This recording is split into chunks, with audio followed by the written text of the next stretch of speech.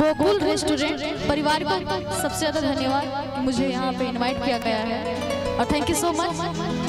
बहुत ही महान और बहुत ही अच्छे हमारे म्यूजिक टीम कहाँ भैया, महान नहीं है, अरे मेरे नज़र में तो आप हमेशा महान रहिएगा और पब्लिक का प्यार है ऐसे ही बना रहे।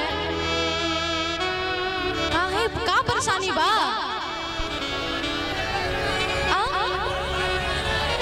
आवाज नहीं के सुना, आवाज बढ़वा दे, अरे आवाज बढ़ाइए जी, इधर आवाज नहीं मिल रहा है, सब बिहार के शेर है। आप लोग की बारी आएगी, टेंशन मत लीजिए। कोट दीजिएगा ठीक है, कोट बस कोट। हाँ आप लोग के लिए लाइन बोलूं, छोने छोने बदले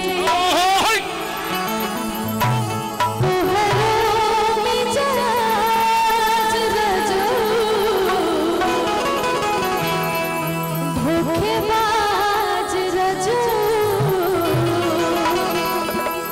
उड़नबाज जय जय आपके बहुत प्यारे प्यारे लोग हैं, सब भैया लोग हैं।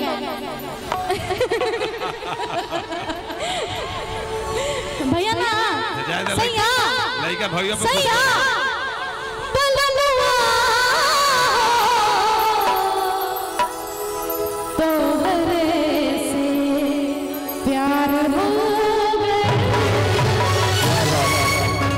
क्या बात है, ठीक लगा क्या बात है।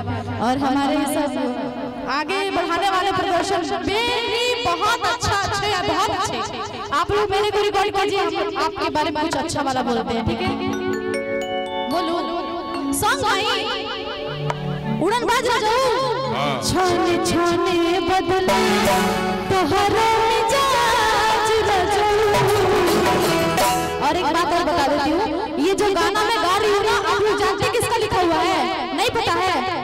आकाश मिश्रा जी आप आइए, आकाश मिश्रा जी का लिखा हुआ ये गाना है और इन्होंने स्टूडियो में इसका कंपोजिशन किया और मेरी बहुत ही अच्छी सिस्टर करीना पांडे जी गाई और इनका ही लिखा हुआ गीत है। ये पगला मेरा 13 साल पहले का मेरा छोटा भाई है आकाश मिश्रा।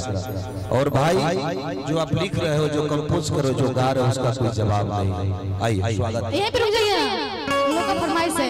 छोने छोने बदले तोहरा मिजाज रजू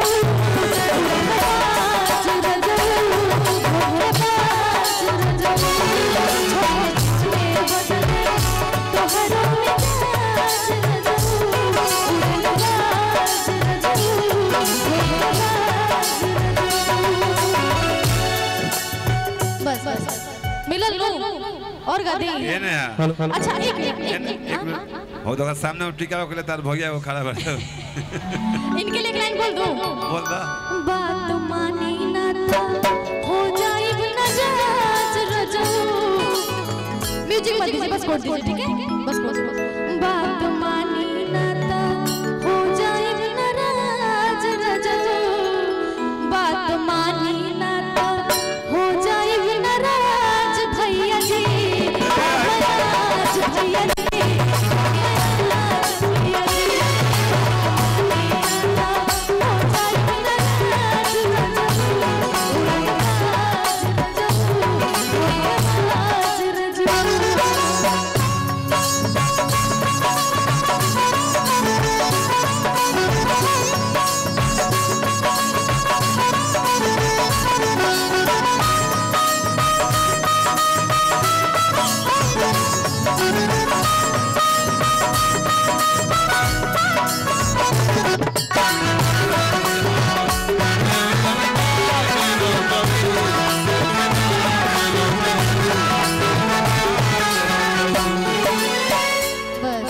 इतना ही धोखा मिलल बा, इतना ही गा सकीला। तुम लोग भी खड़ा हो जाओ दीदी का।